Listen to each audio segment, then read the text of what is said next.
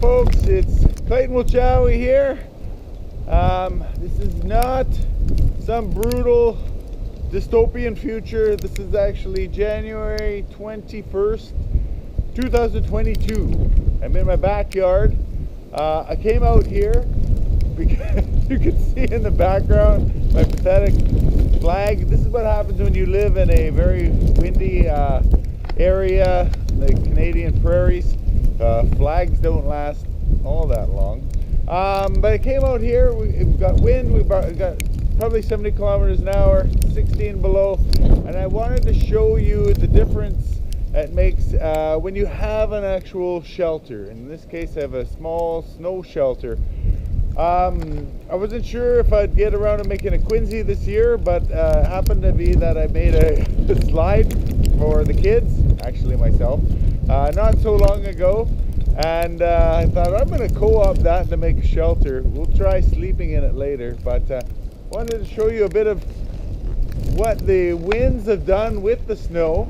I'll do a little pan back here. Maybe you can see the camper, some of the accumulation of the snow on that. I've got drifting just over there. We're getting drifts about 3.5 feet high, just in the yard where the wind is actually slowed a bit. So behind me is the slide that I had,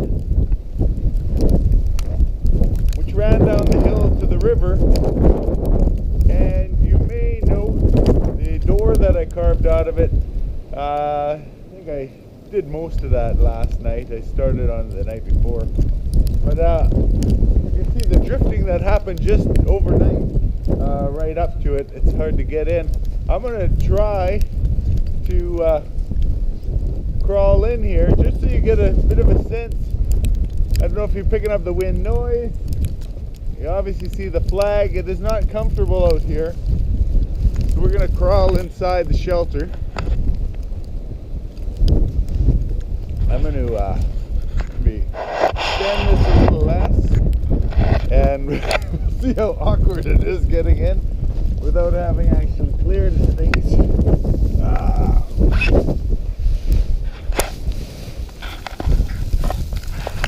Yeah, we were a casualty of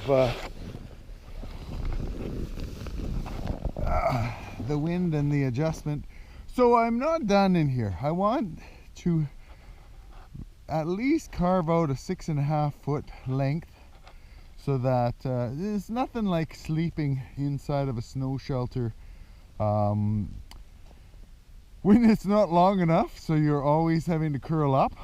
And one thing I noted from last year when I made one of these, but it was an actual Quinzwee, I didn't make it out of a slide, is that I want to make sure that the ground is flat as opposed to curved. Sometimes when you're clearing snow, you concentrate on the middle, and the edges, you get a little lazy, and you wind up, it's like a slight hammock shape, but of course no wiggle or give, so it doesn't make for the most comfortable sleep. So I'm going to make sure and prepare this a little more so that it's good for me to sleep in. I'm gonna do a little, you'll probably hear me a bit better. You can see every now and then the wind will pick up and blow across the snow. It's not doing it right now, of course, because I'm trying to capture that. But it is quite blustery out there, as we saw before we came inside. And even with that large opening, so when you sleep in here, you block some of that opening to prevent even more wind.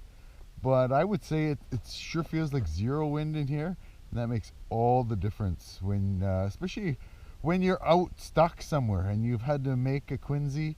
It is definitely life or death. In the case where I'm like 15 feet from my door to get into the warm house, maybe not so much.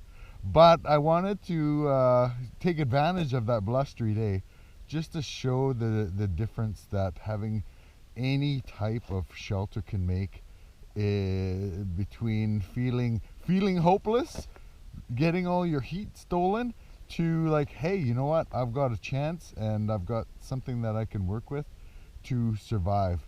It's nice to practice these things in the safety of your own backyard, But if you do practice them, you'll be ready for any case where you actually have to rely on it, and it is life and death. So I would encourage people to build a fort in your backyard, and notably go through the steps of how to make it comfortable, and do also keep in mind how will you have some airflow for breathability, so that you're not getting a headache from a slight lack of oxygen, to where it's a safety concern, where the ability to breathe while you're sleeping.